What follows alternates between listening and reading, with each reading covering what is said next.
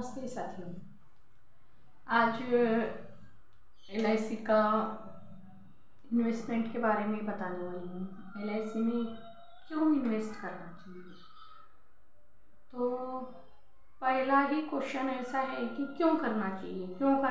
तो इसका एक ही अर्थ है कि क्वेश्चन बहुत बड़ा है लेकिन आंसर भी कुछ छोटा नहीं है। इसका आंसर भी उतना ही बड़ा है जितना आंसर क्वेश्चन तो भी एक रहता है लेकिन आंसर तो इतने शब्दों में देना पड़ता है कि सामने वाले को समझ में आ जाए तब तक बताना पड़ता है। और LIC के बारे में इतना बताने की ज़रूरत नहीं है, हर एक को LIC के बारे में जानकारी है। तो LIC में क्यों इन्वेस्ट करना चाहिए। LIC ऐसी संस्था है, विश्वसनीय संस्था है। भारत में सबसे ज़्यादा इन्वेस्टर जो है तो वो LIC के ऊपर विश्वास रखते हैं।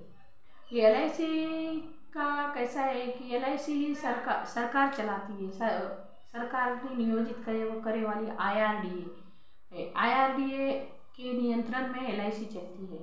LIC के ऊपर IRDA का नियंत्रण है तो सरकार का नियंत्रण है, सरकार का नियंत्रण है यानी सरकारी है। तो ये सबको समझ में आने वाला है।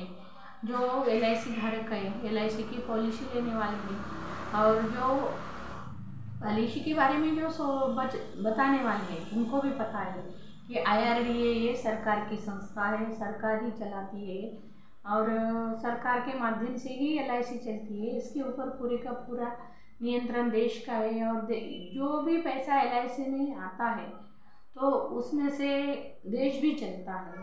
और ज़्यादा से ज़्यादा पैसा LIC का शेयर मार्केट में इन्वेस्ट होता है। शेयर मार्केट में ज़्यादा इन्वेस्ट करते हैं तो वहाँ से बहुत सारा पैसा LIC कमाती है। और जो भी पैसा कमाती है LIC पे पॉलिसी धारक से भी जो पैसा आता है, शेयर मार्केट से जो आता है, वो सब देश के कामों के लिए देश को देती है।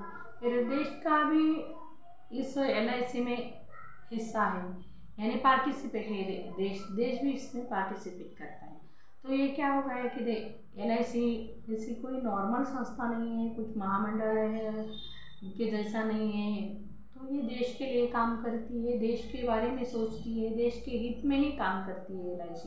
अपन LIC निकालने वाले हैं तो LIC में जो पैसे इन्वेस्ट करने वाले हैं तो वो आपका पैसा देश के हित में जाने वाला है, देश के हित में ही काम आने वाला है।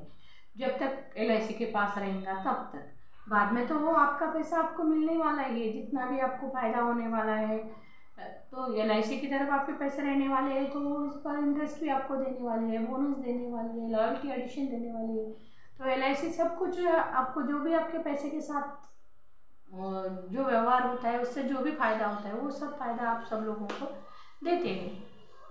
तो इसलिए LIC में इन्वेस्ट करना कभी भी अच्छा है। अभी कैसा है कि प्राइवेट कंपनियां भी है इंश्योरेंस का, तो उसमें कभी कभी ऐसा लगता है कि इसमें ज़्यादा फ़ायदा होने वाला है, ऐसा है वैसा है। लेकिन उसको अगर कभी कभार ज़्यादा फ़ायदा भी हो गया तो कभी कभी ज़्यादा नुकसान भी होता है, ऐसा रहता है, वो उनके हिसाब से रहता है। लेकिन LIC में वैसा नहीं रहता है। LIC में अगर आपके साथ तय करे वाला है, आपके साथ कॉन्ट्रैक्ट करे वाला है कि अभी जो भी कॉन्ट्रैक्ट होता है वो आपके बॉन्ड के ऊपर लिख के आता है, उसी के हिसाब से LIC आपको सब मुआवजा देती है, यानी कि आपका जो भी फ़ायदा होगा सब वो देती है। लेकिन पॉलिसी धारक को नुकसान में कभी नहीं डालती वो LIC, जो भी उसका तय होने वाला है वो उनको दे देती है। कभी LIC अभी तक तो नुकसान में कभी चली ही नहीं है, तो कभी किसी का नुकसान तो नहीं हुआ। इसीलिए LIC में इन्वेस्ट करना चाहिए। LIC देश के बारे में सोचती है, देश के हित के बारे में सोचती है। जो भी पैसा आता है वो देश के लिए ही, देश के काम के लिए ही देते हैं। अभी ऐसा नहीं है कि देश के काम के लिए देते हैं यानी उनको दे देते, ऐसा नहीं है। जब भी सरकार को पैसे की ज़रूरत होती है तो वो LIC से ले लेते हैं, फिर से रिटर्न कर देते हैं। जैसा अपन एक दूसरे को पैसे देते हैं, अपने को अगर काम रहा तो अपन अपने भाई बहनों से जैसा पैसा लेते हैं, माँ बाप से लेते हैं, वैसा ही वो LIC की तरफ से कभी कभी देश को देना पड़ता है। तो देश का अपने आप को LIC को रिटर्न कर देती है। ऐसा नहीं है कि आपके पैसे देश को दे दिए तो देश में बढ़ गए, ऐसा नहीं है। तो आपके पैसे सेफ रहते हैं, सेफ रहेंगे। और LIC के बारे में ऐसा कुछ कोई सोच ही नहीं सकता। मैं अगर बताऊंगी कि आप सोचो मत ऐसा, तो वो मुझे बताने की ज़रूरत ही नहीं है। LIC ऐसी चीज़ है, सबको मालूम है और सबका विश्वास है। इसीलिए तो इतने सारे लोग LIC निकालते हैं हर साल, कितने तो भी नए नए लोग पॉलिसी निकालते हैं। ऐसा नहीं है कि कोटि से भी ज़्यादा बढ़कर संख्या बढ़ती रहती है हर साल। और हमारे जो अभिकर्ता भाई बहन है वो तो 13 लाख से ऊपर है। तो सोचिए 13 लाख से ऊपर हमारे भाई अभिकर्ता भाई बहन है, तो LIC निकालने वाले कितने होंगे? एक एक का तो LIC का टर्नओवर कितना रहता है, कोई TOT रहता है, कोई MDRT रहता है, कोई शतकवीर रहता है, कोई करोड़पति रहता है। ऐसे लोग रहते हैं हमारे LIC में काम करने वाले भी, जो अभिकर्ता भाई बहन है वो। तो एक एक अगर एजेंट साल में 100-200 पॉलिसी मिनिमम समझो, सरासरी अगर सबके मिलके कोई कितना भी करो, कोई 50 करो, कोई 100 करो, कोई 1000 करो, 2000 करो, ऐसा कुछ नहीं, तो कम से कम 100-200 तो भी मिनिमम हो जाते हैं ऐसा पॉलिसी। तो इतने लोग विश्वास रख के ही पैसा LIC में डालते हैं। तो LIC के बारे में ऐसा अविश्वास दर्शाने वाली कोई बात नहीं है और कोई दर्शाता ही नहीं। मैं अगर किसी को अभी मैं पूछूंगी तो LIC कैसी है, आप इन्वेस्ट करते क्या, तो वो ज़रूर बोलते कि हाँ हमें LIC में इन्वेस्ट करने का है।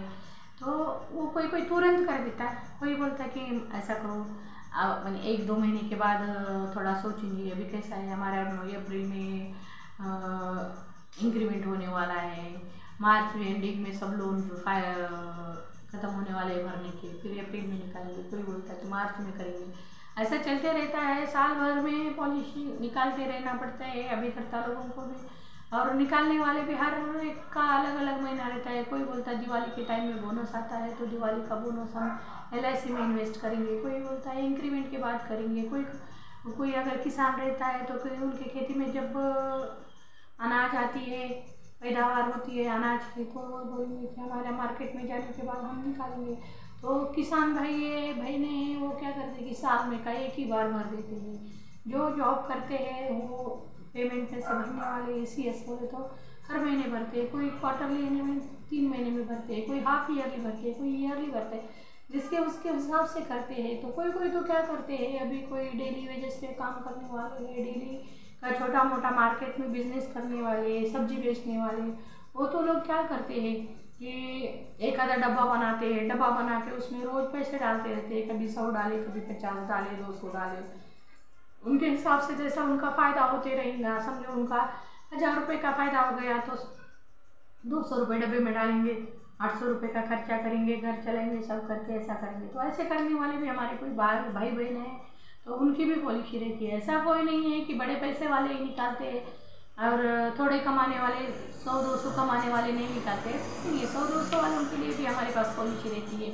200-300 कमाने वाली एक आधी लेडीज़ है, गैस खेत में काम करने वाली है, तो वो बोलती मेरे को भी इन्वेस्ट करने का था लेकिन मैं इतना ज़्यादा नहीं कर सकती हूँ।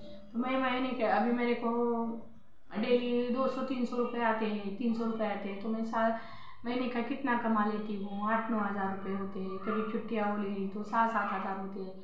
तो मैं इसमें से कितना इन्वेस्ट करूँगी, मैं ज़्यादा से ज़्यादा 500 रुपये करूँगी। तो ठीक है, वैसे 500 रुपये में इन्वेस्ट करने वाले लोग हैं, उनको भी हम पॉलिसी देते हैं, उनके पास से भी हम जाके प्रीमियम कलेक्ट करते हैं। कभी कभी उनके पास बैंक का व्यवहार करने का कोई तरीका नहीं रहता है, तो हम उनके घर जाके उनके पैसे कलेक्ट करते हैं, कलेक्ट करके उनको रिसिप्ट दे देते हैं।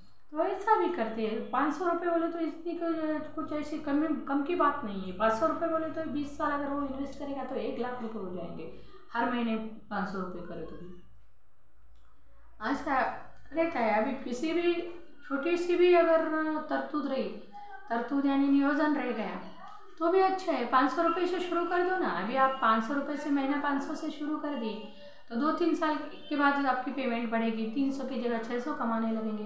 तो आप खुद ही बोलेंगे कि आप ऐसा करिए, आप पहले 500 रुपये लेके जाते थे ना मैम हर महीने, तो अब आप ऐसा करिए की ताई आमच्याकडून तुम्ही 500च्या जागी 1000 रुपये घेऊन जा आणि पहिलेचे 500 वेगळे घेऊन जा।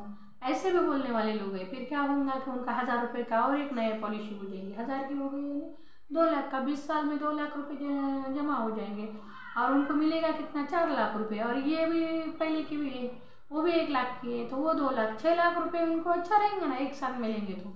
ऐसे हिसाब से करना पड़ता है। कैसा है, कौन सी भी चीज़ करते जाएंगे तो समझ में आते जाएंगे। 500 का इन्वेस्टमेंट करने शुरू करें तो ये आगे चल के ज़्यादा इन्वेस्ट करना सीखेंगे और करते करते आपको भी आदत लग जाएगी और इन्वेस्टमेंट भी हो जाएगा, बहुत बड़ा ऐसा पैसा जमा हो जाएगा और आपको कोई काम हो जाएगा बड़ा सा कि ऐसा कुछ बच्चों की शादी रही, बच्चों का यानी शिक्षण रहता है, ऐसा कुछ किसी किसी का कुछ लेना देना रहता है, कुछ को किसी को घर लेने का रहता है, किसी को अगर कोई बीमार हो गए तो घर में पैसे भी लगाने पड़ते हैं, कभी अपने को भी कुछ चाहिए रहता है, कभी कहीं नहीं खरीद सकते हैं। कहीं अगर कैसा है, अभी अपन अगर 20-25-30 साल के बाद अगर पैसे जमा करें तो 20 साल तक बोले तो 50 साल की उम्र होती है। 50 साल की उम्र के बाद कभी 4 धाम की यात्रा करना सोचते हैं बहुत सारे लोग, 50 के बाद ही सोचते हैं। तो 50 तक तो पैसा कमाने का ही पड़े वाला रहता है। 50 के बाद थोड़ा समय मिलता है, बच्चे बड़े हो जाते हैं, लड़कियों की शादी होने वाली रहती है, घर में बहू आने के चांसेस रहते हैं। बहू आने के बाद थोड़ा सा रिलैक्स हो जाता है, तो 4 धाम का सोचने का शुरू कर देते हैं। फिर 4 धाम का सोचेंगे, पहले अगर कुछ रखे होंगे तो 4 धाम का सोचेंगे, कुछ बना के रखे वाले हैं, कुछ पैसे रखे वाले हैं, तो ये अपन 4 धाम करेंगे ना। अगर आप कमाई करते रहे, खर्चा करते रहे, कुछ पीछे नहीं रखे तो 4 धाम कहाँ से होगा? कुछ भी नहीं हो सकता ना। इसीलिए ऐसा मत सोचो कि मैं 4 धाम LIC करने का और 4 धाम चले जाने का, ऐसा नहीं है। 4 धाम के लिए काम आएंगे ऐसा नहीं है, अपने को कुछ भी काम के लिए होता है ना, इन्वेस्टमेंट है ना, बुढ़ापे के लिए अच्छी बात है ना। आप 4 धाम नहीं करें तो भी ठीक है, 4 धाम घर में बैठ के भी रहे तो भी 4 धाम की पूजा पाठ तो कर सकते हैं घर में बैठ के शांति से। अगर आपके पास कुछ बचे वाला रहे तो, अगर कुछ भी बचे वाला नहीं रहे तो फिर रोज़ और भी काम करना ही पड़ेगा। 60 साल तक काम कर पाएंगे ज़्यादा से ज़्यादा, 60 के बाद क्या काम करने वाले हैं? तो इसकी वजह से थोड़ा थोड़ा करके बचा के रखिए। तो इसके लिए एंडाउमेंट पॉलिसी अच्छी है। एंडाउमेंट पॉलिसी में कैसा है, 1 लाख के 1 लाख से लेकर आप आपके हिसाब से जितना चाहे उतना का इस समय से ले सकते हैं। 1 लाख का अगर आप 20 साल के ले लेंगे तो 5,000 का प्रीमियम आ जाएगा साल में। और थोड़ा सा कम करे पीरियड, यानी 20 साल की जगह 15 साल 16 साल लिए तो 6,000 का आ जाएगा। कैसा रहता है LIC में, प्रीमियम जब बढ़ता है तो उसका जो समय है वो कम होते रहता है। अगर समय बढ़ा के लेंगे तो प्रीमियम कम हो जाएगा, दोनों में से एक रहता है। प्रीमियम बढ़ाएंगे तो समय कम होगा, समय बढ़ाएंगे तो प्रीमियम कम होगा, ऐसा रहता है। तो ये अच्छी पॉलिसी है, एंडाउमेंट पॉलिसी सबके लिए अच्छी है। ऐसा कैसा रहता है, इसको इंश्योरेंस का भी कवर रहता है। अपन 500 रुपये महीना भरने वाले हैं हर महीना, लेकिन आपको 1 लाख का रिस्क कवर रहता है। नेचुरली कुछ हुआ तो 1 लाख का है। अगर एक्सीडेंटली कुछ हुआ तो डबल एक्सीडेंट बेनिफिट का वो एक कॉलम रहता है। अगर अपन उसमें से राइट करके अगर फॉर्म भर दिए तो अगर एक्सीडेंटली कुछ हो गया तो आपको डबल एक्सीडेंट बेनिफिट भी मिलेगा। एक साल समझो आपकी ये 5 लाख की पॉलिसी है तो आपको 10 लाख का इंश्योरेंस मिल जाएगा। एक्सीडेंटली अगर कुछ हो गया तो, नेचुरली कुछ हो गया तो आपको 5 लाख की पॉलिसी है तो 5 लाख मिल जाएगा, ऐसा रहता है। अभी आप 5 लाख के लिए कितना 25,000 भरने वाले हैं समझो साल में, तो आपको 25,000 में 5 लाख का रिस्क कवर है ना, एक्सीडेंटली तो 10 लाख का है। तो ऐसा इतना बड़ा रिस्क कवर है। LIC में इन्वेस्ट करने का बोले तो अपनी सिक्योरिटी के लिए करे जैसा है कि अब अपने को कुछ हो गया तो अपने बीवी बच्चे रास्ते पे नहीं आएंगे, किसी के सामने हाथ फैलाना नहीं पड़ेगा अपने बीवी बच्चों के लिए। अपने बच्चों की पढ़ाई अच्छी सी हो जाएगी, बेटी की शादी अच्छी सी हो जाएगी, सब अच्छा हो जाएगा। अगर आप रहेंगे तो कोई दिक्कत ही नहीं आएंगी। आप तो रहना चाहिए, पैसे उठाना चाहिए, LIC का मैच्योरिटी लेके बच्चों की शादी, बच्चों की पढ़ाई सब करना चाहिए। ये तो बहुत अच्छा है। समझो अगर भगवान ना चाहे ऐसा हो गया तो की बात है वो, तो इसलिए इंश्योरेंस रहना ज़रूरी है। इंश्योरेंस में कभी भी इन्वेस्ट करना अच्छा है। इंश्योरेंस ऐसा नुकसान करने वाला नहीं है, आपको गरीब नहीं। इंश्योरेंस LIC में इन्वेस्ट करने से आप गरीब नहीं बनने वाले और अमीर भी नहीं बनने वाले। ऐसा नहीं है कि आपको LIC में इन्वेस्ट करेंगे तो आपको बहुत सारा दुगना तिगना पैसा मिलने वाला है, ऐसा भी नहीं है। तो LIC आपको गरीब भी नहीं होने देती और अमीर तो आप आपके हिसाब से काम करके हो सकते हैं, लेकिन गरीब कभी नहीं होने देती LIC के। सबको सिक्योरिटी रहता है, सेफ रहते हैं। LIC में इन्वेस्ट करे तो आपका पैसा देश के ही हित में काम आता है, और जो आपका पैसा देश के हित में काम आके भी आपका पैसा बढ़ के आपको मिलता है। तो LIC में ज़रूर इन्वेस्ट करना चाहिए। LIC बहुत अच्छी संस्था है। LIC सरकारी है, IRDA के नियंत्रण में है। और आपके पास जो अभिकर्ता लोग आते हैं, अभिकर्ता लोग ऐसे ये नहीं है कि ऐसे ही LIC में आए वाले हैं, ऐसे इनको ट्रेनिंग नहीं है, ऐसा कुछ नहीं है। LIC में जो भी अभिकर्ता आते हैं तो वो उनको ट्रेनिंग मिलती है, उनको IRD की तरफ से लाइसेंस मिलता है, गवर्नमेंट का लाइसेंस रहता है उनके पास। ऐसे अगर कोई भी बोलेगा कि आप LIC निकालो, आपके पास से फॉर्म भर के लेके जाएंगे, LIC में डालेंगे या नहीं डालेंगे, ऐसा कुछ नहीं रहता है। LIC की अभिकर्ता जो रहते हैं उनके पास उनका कार्ड रहता है, उनके पास उनका लाइसेंस रहता है। ज़रूर देखिए, उनके पास अगर आपकी पहचान नहीं है, नया अभिकर्ता आपके पास आया है, तो उनको आप बोलिए कि आप हम आपको पहचानते नहीं है, लेकिन आप आपका कार्ड दिखाइए, आपका लाइसेंस दिखाइए, तो ऐसा कह सकते हैं। ऐसा किसी के ऊपर भी विश्वास रख के आपका पैसा इन्वेस्ट मत करो। जो IRDA की तरफ से लीगली अभी करता है उनके पास ही LIC निकालिए। ऐसा कोई भी आएगा मैं यहाँ इन्वेस्ट करूँगा, वहाँ इन्वेस्ट करूँगा, ऐसे कहने वाले के पास नहीं है। तो जो शासन से पुरस्कृत थे, जो LIC से पुरस्कृत थे, उन्हीं अभिकर्ता के पास पॉलिसी निकालना चाहिए। धन्यवाद।